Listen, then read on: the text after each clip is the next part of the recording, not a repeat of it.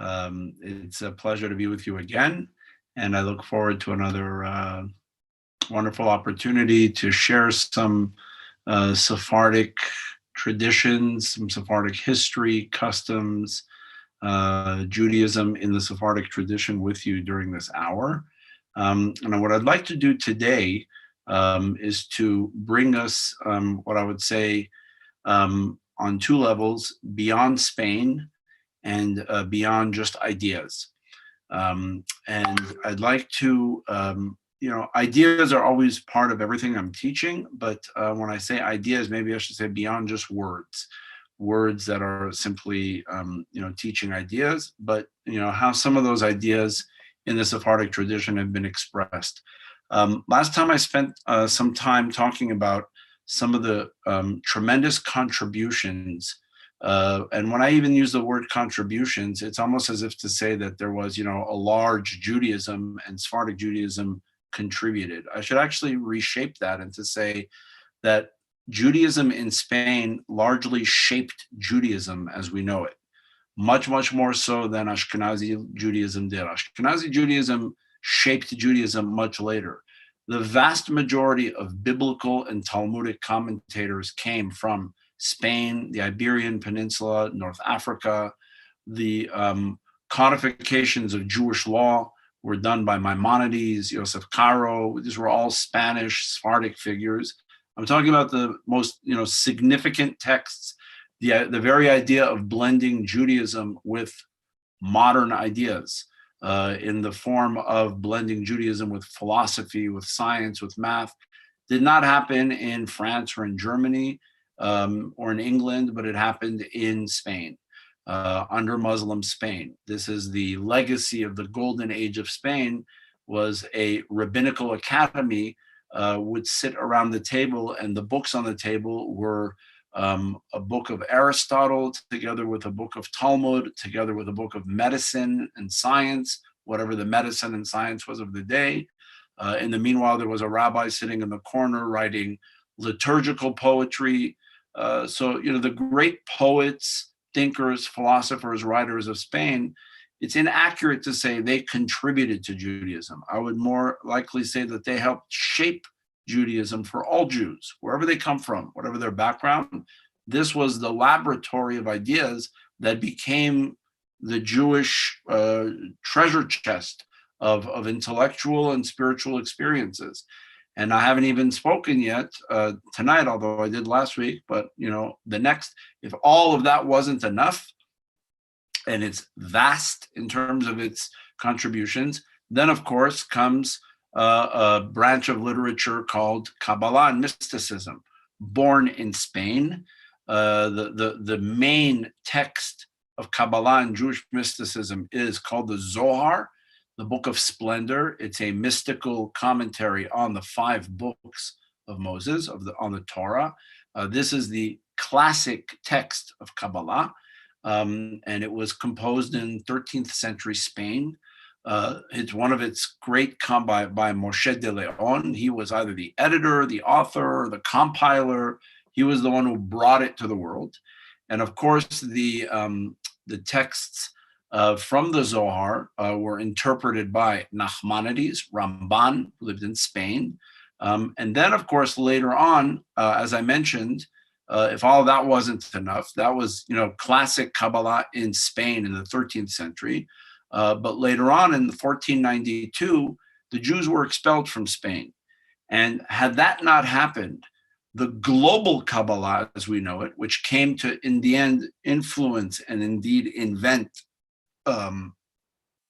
Hasidism in the Ashkenazi world, wouldn't have been really, because the entire output of global messianic Kabbalah in the figures of the Ari, what we call Lurianic Kabbalah, whose entire theology was that Kabbalistic Judaism is meant to help bring the Messiah.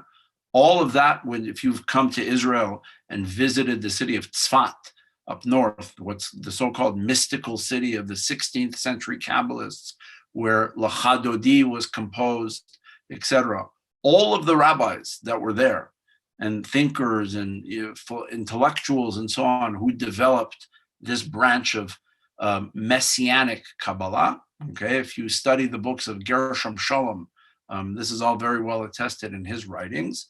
All of that developed as a response to the expulsion of the Jews from Spain, meaning they themselves, when they were expelled from Spain, felt that this was a repeat of the destruction of the temple hundreds of years earlier. And much like we mourn on the 9th of Av, Tisha B'Av, for the destruction of the temple, and we pray for the coming of the Messiah, so too the Kabbalists did the same thing. That's why they went to Israel. They didn't originally go to Israel. They went all over the place, to Constantinople, to here, to there, and they eventually made their way to Israel because they said, from Israel is where we're going to bring the Messiah. Why didn't they go to Jerusalem? Some of them did, actually, but the Kabbalists, meaning Spanish Jews, did go to Jerusalem, okay? But the ones that became the Kabbalists in Tzfat, why did they go to the north specifically? And why did they settle in the city of Tzfat? Because if you've ever stood on the hilltop of Tzfat, right, and sung Lecha Dodi Friday afternoon as the sun is setting and you're welcoming the Sabbath, okay, whose grave are you looking at across the hills, right, in the city of Miron? Rabbi Shimon Bar Yochai. Rabbi Shimon Bar Yochai is, according to tradition, the first Kabbalist, right? He was a rabbi in the period of the Mishnah. The Zohar, which was, again, a product of Spanish Jewry in the 13th century, is written in his voice. It's attributed to him. The Zohar is essentially a story of Rabbi Shimon Bar Yochai and his circle of friends and their mystical experiences. So when the rabbis when they eventually made the pilgrimage and established the beautiful city of Tzfat, as you know, at the Kabbalist section, they went there in order to be connected and close to the original mystical teacher and master, Rabbi Shimon Bar Yochai, right, who's not Sephardi or Ashkenazi. He predates that division. He was a rabbi in the Mishnah and in rabbinic literature. But he was attributed, there are stories about him that attribute him as being a mystic, right? And they attributed, the Zohar was written in his voice, okay? He's sort of the Moses of the Zohar, if you will. Just like, you know, the voice of the Torah is Moshe, the voice of the Zohar is Rabbi Shimon Bar Yochai, okay? And so all of this, everything that I'm describing to you, this is all a result of Spanish Jewry. So indeed, Sephardic Jewry helped shape Judaism. It's not that, you know, it's inaccurate to say what were the contributions of Sephardic Jews to Judaism. Yeah, they contributed, but they didn't just contribute. They kind of shaped the legal halachic tradition of Judaism in figures like Maimonides. They also, and Yosef Karo and others, they also shaped the very idea. They were the predecessor. They were the trendsetter for the blend of Judaism and worldly culture. Up until Maimonides and the Golden Age of Spain, Judaism was an obscurantist tradition that lived in its own four walls. There was no meeting grounds between Judaism and worldly philosophy. The idea of blending Jewish ideas with, general, what we would call secular knowledge, science, mathematics, and so on. The Muslims did that before the Jews did that. And we, the Jews, were influenced by the Muslims, right? And as I mentioned, Maimonides is a product not of a yeshiva, but a product of Islamic Spain, right? And its philosophy and culture of the blending of rationalism with faith in the form of science, medicine, and primarily Aristotelian or Neoplatonic philosophy. This was the world of Islamic Spain, and Maimonides and Ibn Ezra and later Yehuda Halevi and others, they're all products of that world. At the same time, they're developed side by side in the same country, in the same community where rationalism and faith and science together were all being blended. There were groups of others who were more into the mystical side. So that means both rational Jewish philosophy, right? If you come later on to the Enlightenment and you talk about Moses Mendelssohn and you talk about Rosenzweig and you talk about Martin Buber, who were they all influenced by? Not Chachmei Ashkenaz, not even though they themselves that lived in Germany, in the classic high Germany, even though they were themselves German Ashkenazi Jews, their role models for the Enlightenment was Sephardic Jewry, right? They wrote that themselves, right? They actually considered Ashkenazi Jewry primitive, right? They used the term in Yiddish, Ostjuden, like the Jews that were, living in the shtetl. They viewed the Ashkenazi enlightened Jews viewed the shtetl, the fiddler on the roof Jew as primitive, uneducated, simplistic, and their role model, who wrote about this tremendously? Abraham Joshua Heschel, for example. When he wrote about Spain and its rationalism, he said this was what the Enlightenment looked up to. So it's really, really important to understand that even 19th century Judaism, the Enlightenment, the Haskalah that took place in Eastern Europe and Germany and so on, was all a product, directly or indirectly, from Spanish Jewry. Even, Gershom Scholem himself, part of that Haskalah, part of that intelligentsia in Germany, right? What did he invent for the modern Jewish world academically? The academic study of Kabbalah. Gershom Scholem is, if you've read his book, Major Trends in Jewish Mysticism, Messianism, the origins of Messianism, and so on, take a look at those books and you'll see that 95% of what he's talking about is Spanish Jewry, right? That was his role model. That was the basis of all of his scholarship was there. He wasn't doing it as a Sephardic scholar or an Ashkenazi scholar.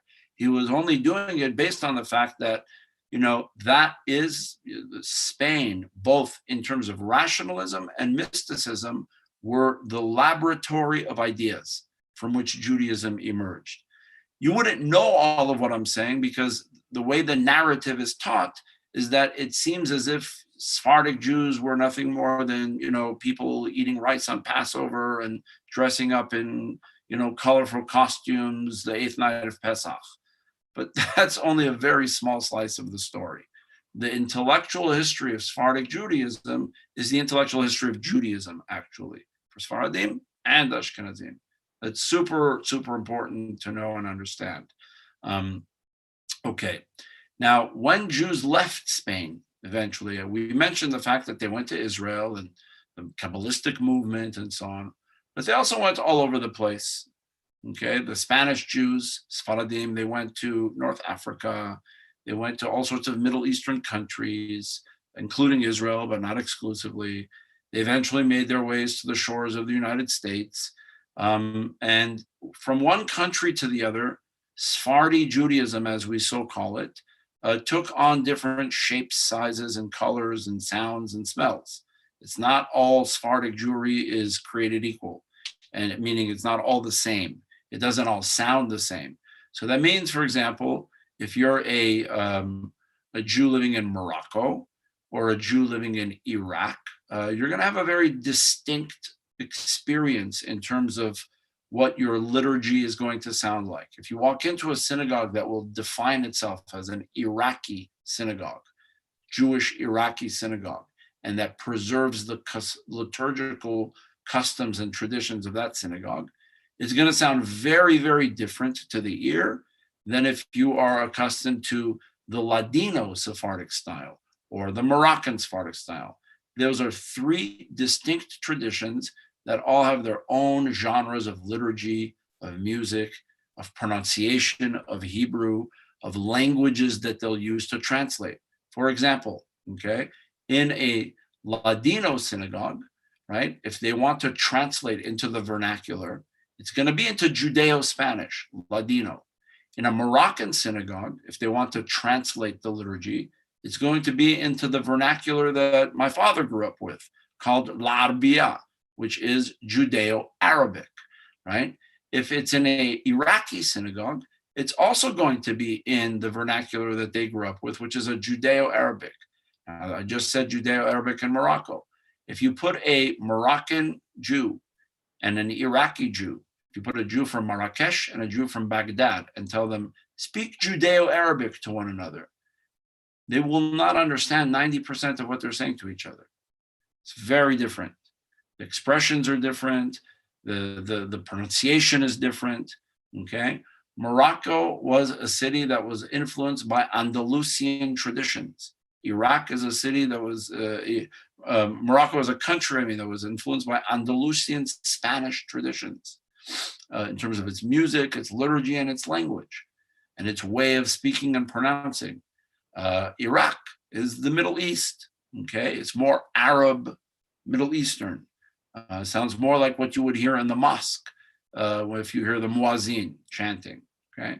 So all this is really important to understand, that like Sephardi Judaism, when it spread and came to different countries, took on different personas. Hence, you'll hear about Moroccan Jews, Iraqi Jews, Yemenite Jews. No two of the Sephardic traditions are the same. It's important for me to make that distinction, because very, very often people will try to like bunch everything into a category. Anything that's not Ashkenazi is Sephardi. It's the other and the same, okay? As I mentioned to you, I grew up in many Ashkenazi communities.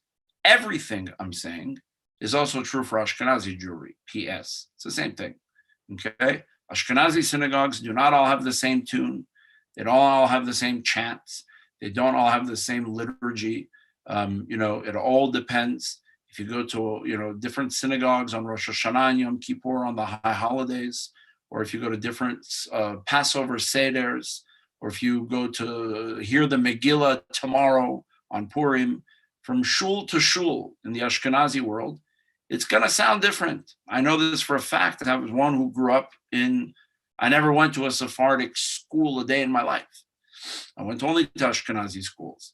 And from my day school to my high school to my yeshiva in Israel to my yeshiva in New York, the tunes and liturgy were not the same.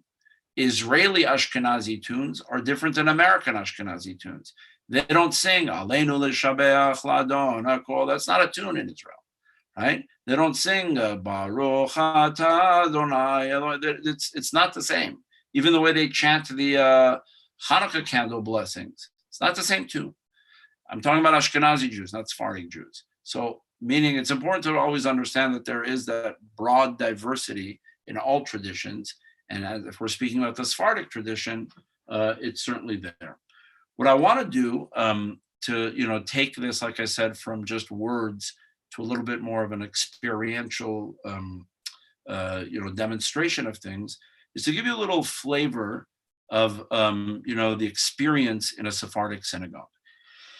And I was grappling with the idea of how I would do this. Okay, I could bring some YouTube videos and put them up on the screen and so on, but then there's no point in my giving a lecture. My opinion, I don't like doing that. I think it's like kind of a cop-out way of doing things. I could also just email you links and you can watch them yourselves. I'd rather demonstrate for them to you on my own. I may not be a cantorial virtuoso, but I know the liturgy well enough to try to give you the flavor of the different experiences that I'm talking about, okay? And the first thing I want to do is to talk to you a little bit about Sephardic cantorial traditions and how it works. Sephardic cantorial tradition is very, very special and unique every Shabbat. And here's what I mean. If you go to a Sephardic synagogue on Shabbat morning, the structure of the service is similar to what you would find. It's exactly the same, actually, as what you would find in an Ashkenazi, what you would call an Ashkenazi Orthodox prayer book. That service means that it starts off with, if you open any Ashkenazi Orthodox prayer book or any Sephardic prayer book, whether it's Monday through, Sunday through Friday or Shabbat morning, you've got first a section of psalms, right? What we call, the Sfaradim call that zmirot, chants. Ashkenazim call it psuke de zimra, right? Those are verses of psalms. What are the psalms? Ashrei, Hallelujah, etc., etc. Okay? I want to talk about those for a moment, okay? I want to talk about how it's different in an Ashkenazi synagogue than a Sephardic synagogue. In the Ashkenazi tradition on Shabbat morning, the section of the Psalms, okay, is both in Ashkenazi and Sephardic synagogues, usually, the person that starts the service and leads the Psalms is not an official cantor. It's somebody from the community. That's usually the custom. The cantor will make the grand entrance a little bit later in the service. So first and foremost, you've got people from the shul in the Ashkenazi tradition, or from the Bet Knesset, from the synagogue, right, in the Sephardic tradition. Now, it's the exact same psalms, same ones, but there is a very big difference between how they are experienced in an Ashkenazi synagogue versus a Sephardic synagogue, okay? I'm going to give you first a timeline, and then you're going to wonder why and how, and then I'm going to demonstrate for you. If you come, let's say the service starts 8:30 a.m., okay? And you're in an Ashkenazi service. Go to an Ashkenazi Orthodox shul. Service starts at 8:30. And you start with those psalms, the exact same psalms. None of them are different than the Sephardic ones. It's the same psalms, the same collection of psalms, okay? The difference is that they're in a little bit of a different order in the Ashkenazi prayer book than the Sephardic synagogue. But the actual content, 100% identical, okay? If you go to an Ashkenazi synagogue, the recitation of those psalms takes 15 to 20 minutes at most. If you go to a Sephardic synagogue, they take 45 minutes. Why? Here's why. I'll show you the example. I'm going to give you a psalm that you know. Ashrei Yoshvei Beitecha Od Ya'alu Chasela. Everybody's familiar with that one? Okay, you've all heard it? Okay. So here's how it would work. The person leading the psalms would start off, right? You're at the page of Ashrei, and he would start off by saying, Ashrei Yoshvei Beitecha Od Ya'alu Chasela. Right? You'd say the first line, and then he would go, everybody's mumbling to themselves, and he's mumbling to himself.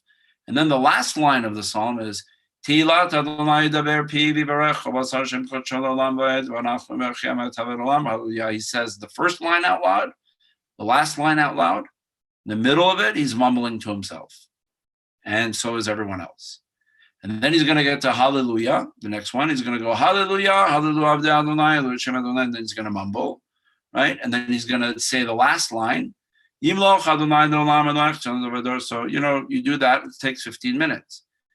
In the Sephardic tradition, it's going to be like this. Ashrei Yoshvei Beitecha Od Ya'alu Chasela Hashem Shekacha Lo Hashem Shadonai Eloav Tila LeDavid Al Mimcha Eloai HaMelech V'Avach Shimcha Le'olam Va'ed Chol Yom Avachecha V'Avach Shimcha Le'olam Va'ed Gadol Adonai Mulan Me'od Gduato En Cheker Lo L'Adon Yeshavach Ma'asecha U'Gduatecha Yagidu. You understand what I'm doing? I'm actually chanting out loud the entire Ashrei. Right? And so on and so forth. The entire corpus of Psalms is chanted. Why? Because they are music, they're poems. So the Sephardic tradition, which was as I mentioned to you, in the golden age of Spain, the rabbis were poets. And the rabbis composed poetry, and they also composed music, and they composed musical tunes to the Psalms. Therefore, the Psalms are chanted. So, for example, let's talk about the one, if you're not going to chant any other psalm, okay? What about the psalm that talks all about, there's a psalm that goes, Hallelujah, Hallelujah, you find it? Hallelujah, Hallelujah, Hallelujah, El Bekocho, Hallelujah, Birkia Uzo, Hallelujah, Grotav, Hallelujah, Grov Gudlo, Hallelujah, give praise to God with the blowing of the shofar. Give praise to God with the drum and with the cymbal. Give praise to God with trumpets. Give praise to God with sounding of horns. Right? Music. It describes musical instruments. Again, in the Ashkenazi tradition, it's going to be Hallelujah.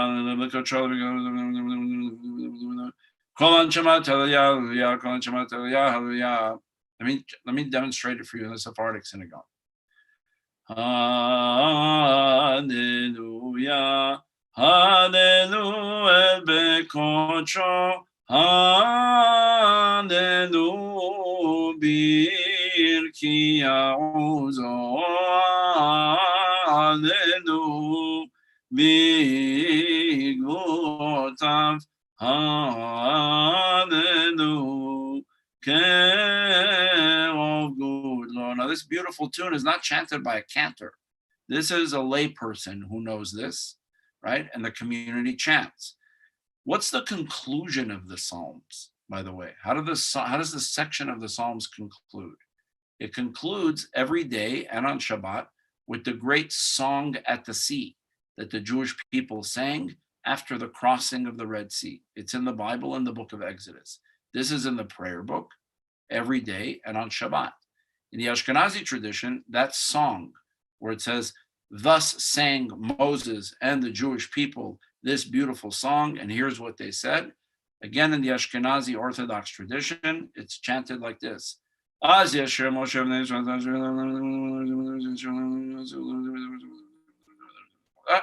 that. In the Sephardic tradition, I'm going to give you a few ways it's chanted, but the common denominator is that all of them chant the entire thing out loud because indeed it's a song. Just picture, I don't know, taking lyrics by James Taylor and just mumbling them. And you say, well, I want to sing Fire and Rain. I don't want you to just mumble the first line, just yesterday morning, they told me you were gone, and then mumble the rest of the song. Sing the song. He wrote the lyrics to be chanted. The Psalms and Azia Shir Moshe are poems. They're not meant to be even read, let alone mumbled first line and last line. That's absurd. How that actually became the tradition in the Ashkenazi world, I don't know. But the Sephardic tradition stayed true to form and said, this is music. These are written as poems. These are written as songs. And therefore, when you come to the synagogue, if you get to the services on time at 8:30 a.m., you're going to spend the first 45 minutes singing poems. Okay? Again, same lyrics that you'd find in the Ashkenazi shul across the street, but they're not mumbled, they're chanted. Okay? So for example, Azia Shir Moshe, the song at the sea, would be like this. If you were in a Moroccan synagogue, it would sound like this. Azia Shir Moshe uvnei Yisrael et hashira azot ladonai vayom ulemo hashira ladonai ki ga'o ga'a sus ve'rochevo amavayam. If you were in a Ladino synagogue, it would go, Az yashir Moshe uvnei Yisrael et hashira azot ladonai vayomeru lemo hashira ladonai. So you understand that from the beginning, from 8:30 a.m., the entire Sephardic church service is a participatory chanting experience entirely. There is no premise other than the silent Amidah, the silent Shmona Esrei when we're quiet and meditating. The rest of the service is entirely participatory chanting. There's no such thing as cantorial performances where he's a soloist doing his own thing and you're sitting back and watching, right? What I've often told people, the difference between a Sephardic synagogue, I wouldn't say the difference between a Sephardic synagogue and an Ashkenazi synagogue. I would say the difference between a Sephardic synagogue and the Los Angeles Philharmonic Orchestra, okay, or the LA Opera House, would be that if you went to the Disney Hall downtown, and there was Beethoven's Fifth Symphony, and you're a good violinist, and you brought in a violin. I don't know how you got it in, but as they're about to play the second movement, you take your violin out and you start playing. I'm sure Gustavo Dudamel would turn around and say, "You're not part of the orchestra. You're here to listen. There's no premise of you participating." I'm sure when if you go to hear Beethoven's Ninth and it comes to the portion of the famous chorale and the audience starts chanting, they would throw them off a little bit. In a Sephardic synagogue, if the audience does not chant and does not participate, the cantor is going to turn around saying, "Is everybody asleep? What's going on?" It's meant to be a participatory experience in its full prayer service. Okay? Then, I've just described to you the first part of the service. on Shabbat, okay, or on the holidays, okay. Then we're going to come to when does the cantor appear, right? There is a cantor, somebody who's either professionally paid to be a cantor, a chazan, okay, or some of the smaller Sephardic synagogues, they don't have the budget to pay a cantor, so they have people in the community who have beautiful voices, who know the liturgy, and they're the cantors, right? And they maybe the synagogue may give them a little stipend, appreciation, or it's just voluntary. Here in Israel, for example, okay, the neighborhood that I'm in right now, where I'm speaking to you from, Nachlaot, has 150 synagogues in it. None of them have a paid cantor, but these people, when you walk into the synagogues, have some of the most beautiful voices you'll ever hear. They can blow away people that went to cantorial and music school for 10 years. And it's not what they do for a living. They may be a taxi driver or an electrician or a professor in the university. Whatever they are, they're not paid cantors. It's not a profession here at all. There's no such profession. But there's a lot of people who know the liturgy very beautifully. So when does the cantor appear? Okay, he appears at the very, very end of Az Yashir Moshe, right? I told you that the first section, climaxed by the song at the sea, okay, is all done by a lay person. The very, very last line of the Az Yashir Moshe is a collection of verses that goes, Kila Donai Hamlucha Moshe Bagoyim, because the kingdom belongs to God and God rules. Ve'alu Moshim Behar Tzion Lishpot et Harisav, Vaytal Adonai Mlucha, Vayad Adonai Melech HaKol Haaretz, Vayom Hahu Yad Adonai Echad U'Shmo Echad. From that point, the cantor steps in and takes over. And then he's going to go into a poem, which again, on Shabbat, it's a beautiful long poem that appears in all Ashkenazi Sidurim as well. And it's called Nishmat Kol Chai, the soul, all living, breathing souls.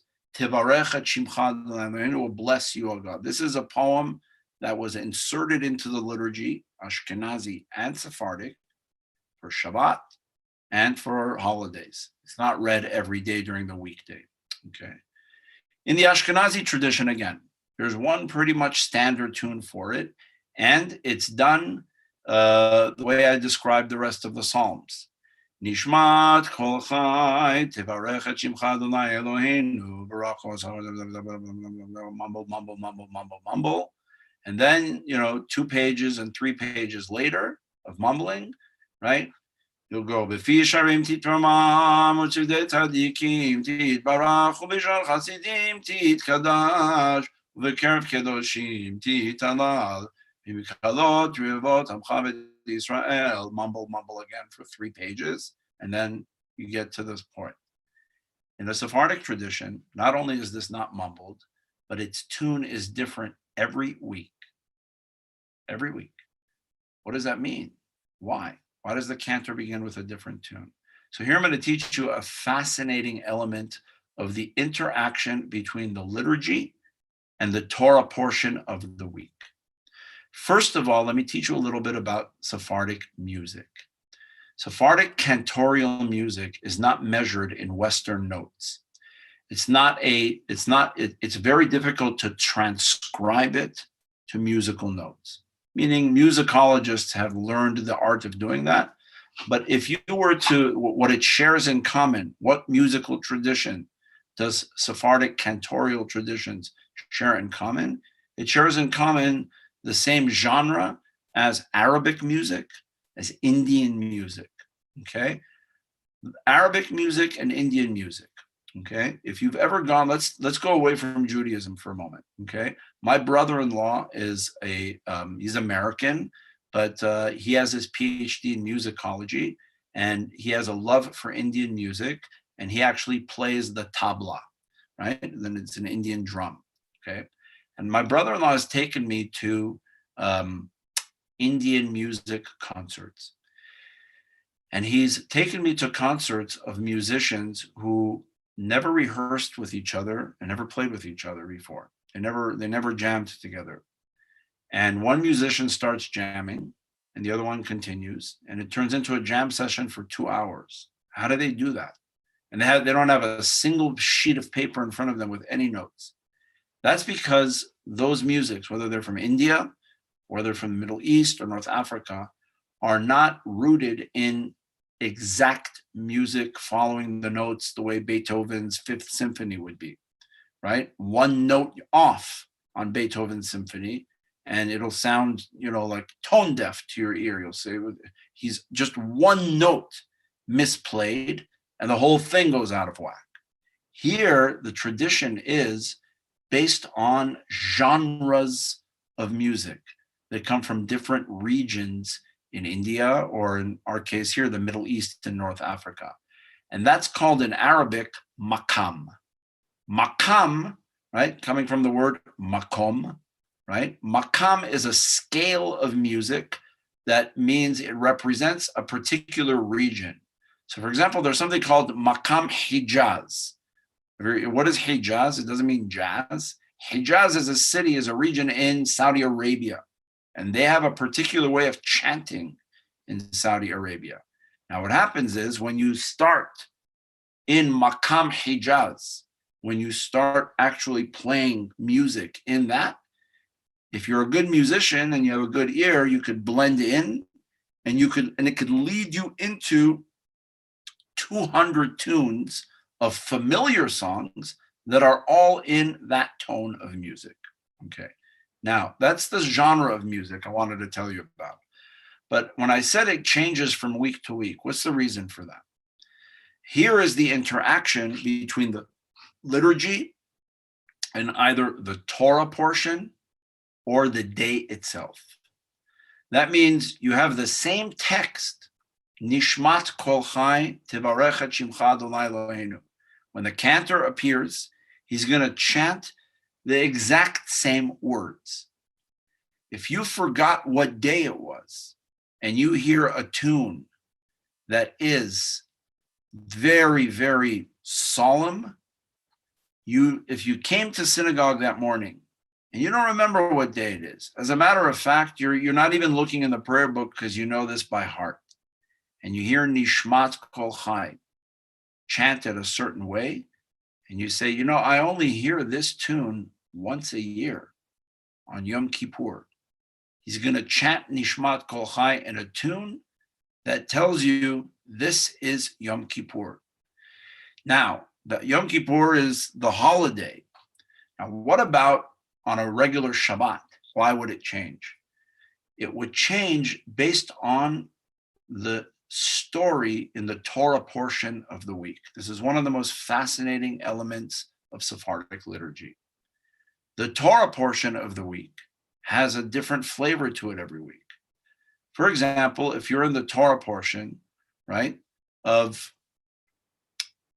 describes the death of Sarah, Abraham's wife, and her funeral, and the purchase of her tomb in Hebron, and the eulogy that Abraham delivers. For the very first time in the Torah, you're dealing with mourning. A woman dies, the wife dies, he buys a plot, there's a funeral, there's a eulogy, right? The tone of that Torah portion is sad. Therefore, the Nishmat Kol Chai that the cantor is going to chant is not a happy tune. It corresponds to the tone of the Torah portion. On the other hand, if the story of the Torah portion is the grand exodus of the Jewish people from Egypt, that's a time to celebrate. So Nishmat Kol Chai is going to sound different. That means the cantor has to know not only the trope of Torah reading, he has to know what he's reading. And he has to know, and he has to look at the calendar, because if he makes a mistake, Sephardic audiences are very educated, especially here in Israel. They know the Torah portion and they know this system of music I'm talking about. And if he makes a mistake, if on the Shabbat, where it's the Torah portion that describes the death of Sarah and the funeral and the eulogy, and he starts singing a very celebratory Nishmat Kol Chai, he'll be fired on the spot because he messed up the liturgy. It's not the correct one. Okay. On the other hand, when it comes to the Torah portion of the giving of the Torah at Mount Sinai, that's also going to be a celebratory one. Okay, so I'm gonna give you a couple of examples. Okay, let's start with the sad one. Okay, here's an example, but there's 200 ways of doing this. I'm not going to give you all of them. I'll give you one as an example. Nishmat kol chai tevarech et shimcha Adonai Eloheinu veruach kol basar תפארו תרומם, זכרך מלכנו תמיד, מן העולם ועד העולם, אתה. There's a little bit of a melancholy sound, right? Let's go now, the same lyrics I just sang. Let's go to the Shabbat of the Exodus from Egypt. Nishmat kol chai tevarech et shimecha Adonai Eloheinu veruach kol basar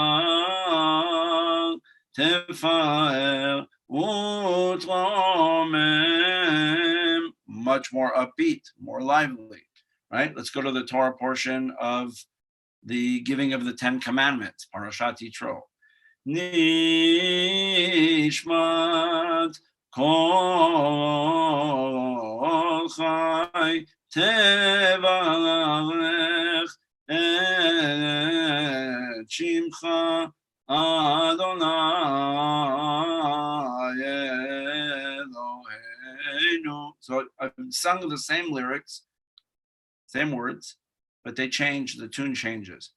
Now let's go to, let me see if I'm going to ask you if you could figure out what day this would, what Torah portion or day this would be. Okay, I'm going to sing it. Same lyrics again. Okay, let's see if you can figure it out. What would you think this would be for? Nishmat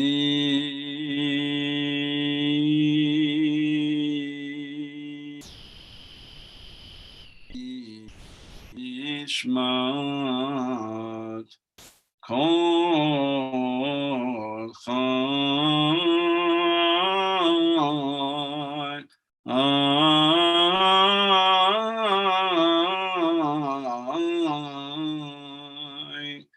tevarech. Anybody want to take a guess? What day would that be? Can't hear you. Did somebody say something? Yom Kippur? Yep, exactly. Thank you. That would be Yom Kippur. Solemn, drawn out, very magisterial, brings you to the mood. Okay? So the cantor, when he's trained, has to be not only a musician. It's not only about a good voice. It takes an intellectual knowledge, intimate knowledge of the lyrics that he's chanting, the day on which he's chanting them, the Torah portion of that week, the holiday, the genre that fits. And again, I've only given you, for each genre, one tune. For each genre, there's 200 tunes. And it's up to his creativity to give you that style, okay? So this is a very significant part of the Sephardic experience in a synagogue, is how the service is experienced. It's more than musical. The music is phenomenal. And when you hear cantors who have voices far better than mine do it, it brings chills. It really brings you to the mood of the solemn mood, the sad mood. And I have to tell you that when you get the full-on experience, when you come to the synagogue at 8:30 and you spend 45 minutes chanting, what are the Psalms meant for? Why were they inserted in the prayer book? They are, if you go to the gym and they tell you, and your trainer says, You can't just start pumping iron. You can't do that. You have to do a warm-up first, right? You got to get the body warmed up. You got to do some, running in place or whatever it is that you got to do before you really do your workout. According to Jewish tradition and Jewish law, that's why the Psalms are there, because you can't just start praying like cold out of the blue, just open the prayer book and start praying. The Psalms, chanted music, uplifts our soul and brings us to the mood of actual prayer. When we're reciting the Psalms, we're not praying. We're warming up to pray. We haven't said any prayer yet. All we've done is praised God, right? Then when we finally get to the Shema and the Amidah, right? Then we're praying, okay? And therefore, in that case, the 45 minutes of musical warm-up, of chanting, followed by actually praying the Nishmat Kol Chai and hearing it and understanding that this is what the Torah portion is, or this is what the day is. For me personally, when I hear the full experience, the 45 minutes of chanting puts me in the mood to pray. It's a beautiful warm-up, okay? Hearing Nishmat Kol Chai on Yom Kippur brings me to the mood of Yom Kippur. Hearing Nishmat Kol Chai on the Sabbath of the 10 Commandments brings me to a deeper understanding and appreciation of that Torah portion when we read it. I think back in my mind as we actually open the Torah and read that Torah portion, the tune that the Cantor sang 45 minutes earlier rings in my ear and presents me with a full experience. The service, you understand how the service is an integrated whole. It flows, and music is the key to the whole service. I know that I'm speaking to Wilshire Boulevard Temple, a Reformed synagogue that plays musical instruments on Shabbat, right? Conservative synagogues play musical instruments on Shabbat. Sephardic synagogues do not. There's never been a Sephardic synagogue that plays an organ or any musical instruments on Shabbat, right? They don't. But again, I want you to understand something. The very origin of the idea of a service heavily defined by musical tradition comes from the Sephardic world. As I've described to you, the relationship and correspondence between the chanting and the meaning of the day, of which holiday, the liturgy that's unique to that day, same lyrics but different tunes, okay, is rooted in Spain, North Africa, the Middle East, right? And while a Sephardic synagogue will not have any musical instruments, you'll never find a single Sephardic synagogue that you'll walk into that has a guitar or an organ or anything on Shabbat or on the high holidays, right? But you will find that the actual service is defined in musical terms, almost exclusively defined in musical terms. The rabbi's sermon, right? When I was the rabbi of a Sephardic synagogue, it was the only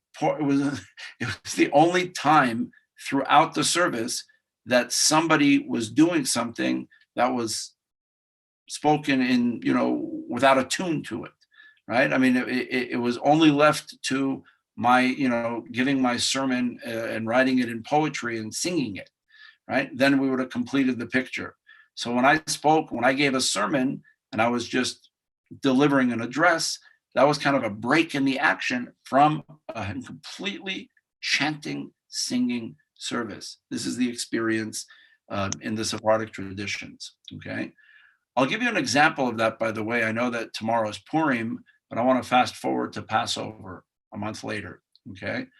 When I edited I was once privileged to edit a beautiful Sephardic Haggadah with English and Ladino translation and with the artwork of a very wonderful artist here in Israel, Rafael Abekassis. You may be familiar with his artwork. So I edited a very, very beautiful Sephardic Haggadah. When I was editing that Haggadah, I noticed something very interesting. As I'm editing, I wanted to make sure to create a very accurate Hebrew text And so I went to the library at the time. Once upon a time, they had things called libraries before we had the internet. This was in the early 1990s. And I went to the library and I took out, 25 different Haggadot. And I wanted to compare the texts from the Sephardic world, from Aleppo, Syria, from Marrakesh, Morocco, or from Frankfurt, Germany. And I wanted to see were there any differences. There was only one major difference. The Haggadah text is 100% the same thing. Manishtana is Manishtana, Avadim Hayinu is Avadim Hayinu. It's the same text.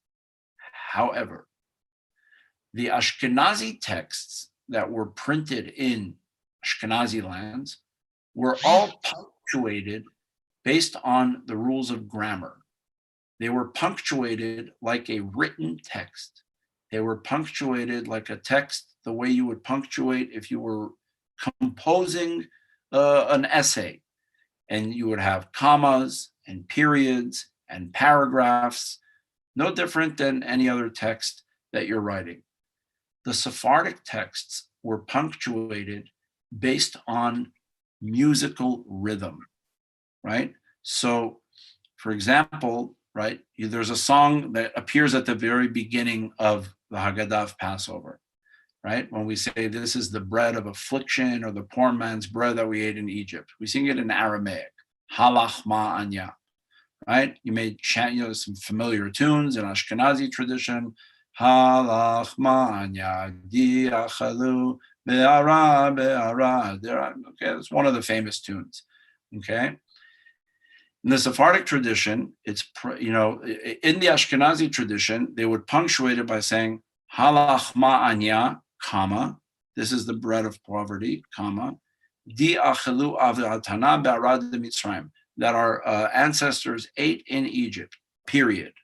Kol dichfin yeteve yechul, whoever is hungry, let them come and eat, comma.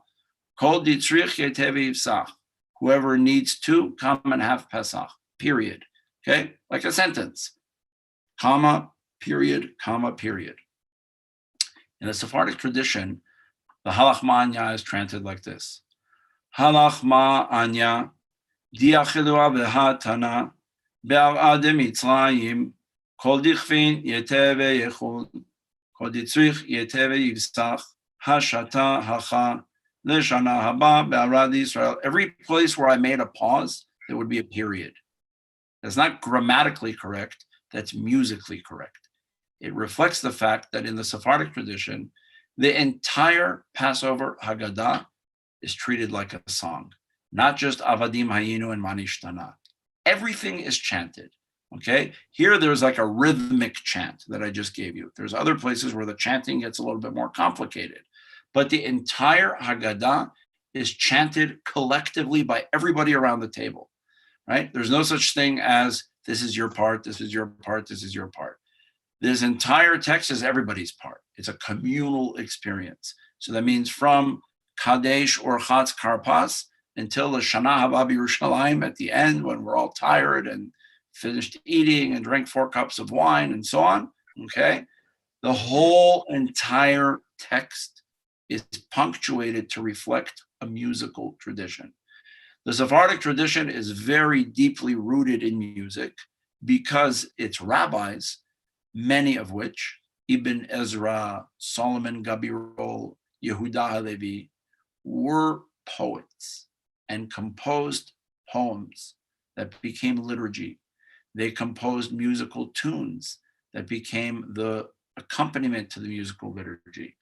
Many of the tunes that are indigenous to the Sephardic tradition are original compositions, not music that was taken from the Catholic Church or music that was taken from pop culture or from symphony orchestras, but they were actually tunes that were indigenous to the Sephardic communities, tunes of their own, Ladino tunes, Arabic tunes, because many of the musicians, many of the rabbis and cantors were also musicians.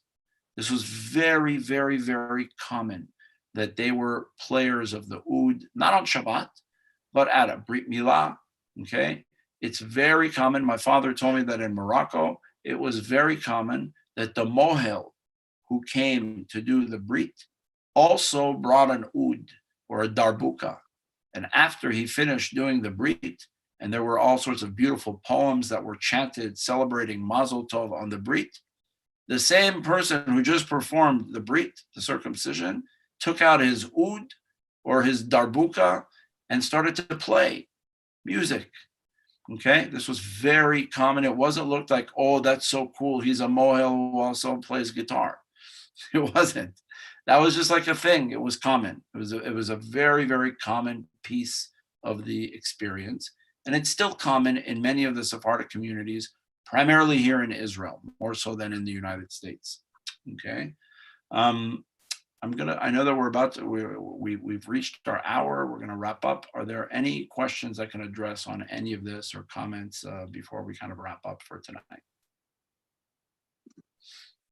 Anyone? Okay. Very easy audience here.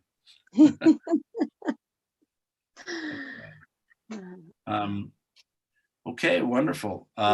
So with that, I want to wish all of you a wonderful Purim holiday, wherever you'll be. May it be safe and healthy. By the way, speaking of Purim, just to kind of like use that as the final note, the Sephardic chanting of the Megillat Esther, of the Book of Esther, again, from community to community, has a different trope to it, has a different, nosach to it, a style to it that's all different. So if you go to the music of Morocco or the music of the Ladino tradition, you're going to hear a different way of chanting the Haggadah, okay? I can tell you something very interesting that I actually told another community this week. The idea of like getting drunk and getting smashed on Purim was not a custom in the Sephardic communities. It wasn't like, they maybe had like, at their Purim meal, they had a nice bottle of wine. But the idea on the eve of Purim in synagogue after Megillah reading to start serving vodka and alcohol and so on is not part of the Sephardic custom at all. I never saw it in a Sephardic synagogue growing up. Neither did my father when he lived in Morocco.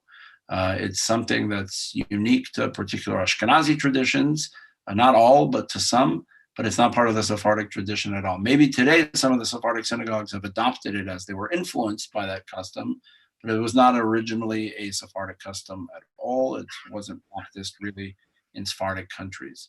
On that note, I want to wish everyone a very happy and safe and good Purim. And I look forward to seeing you all again next week. In the meanwhile, enjoy and have a wonderful week. Thank you so much. And if you have any questions, you have my email through Rabbi Susan Nanis. You could reach out to me and I'd be happy to provide any follow-up on information or videos or anything else that may demonstrate some of the things that I presented to you tonight. So thank you again, everyone. Wishing you Purim Sameach and a wonderful rest of your week. Good health to everyone. Thank you. Right. Thank you. Thank you very much. Good. Thank you. Thank you very much.